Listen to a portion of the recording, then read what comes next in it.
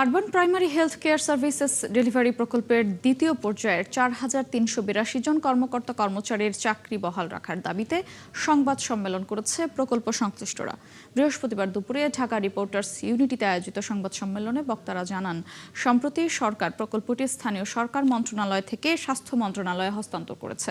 প্রকল্পের ১৯২টি ভবন ও চিকিৎসা সরঞ্জাম হস্তান্তর করা হলেও এখনো পর্যন্ত ৪,৩৮২ জন কর্মকর্তা কর্মচারীদের স্বাস্থ্য মন্ত্রণালয়ে অন্তর্ভুক্ত করা হয়নি।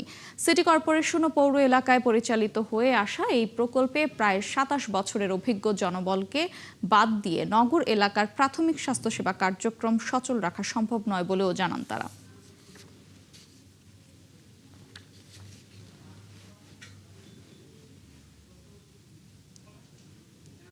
মাননীয় প্রধানমন্ত্রী দৃষ্টি আকর্ষণ করতে চাই যে আপনি যদি এগুলো স্বাস্থ্য মন্ত্রণালয়ের মাধ্যমে চালাতে চান আমাদের কোনো আপত্তি নাই, কিন্তু আমাদের যে কর্মীরা যাদের পিছনে আমরা শত শত কোটি টাকা ব্যয় করে তাদের দক্ষতা অর্জন করিয়েছি, যারা দক্ষতা অর্জন করেছে তারা এই ক্ষেত্রে সক্ষম।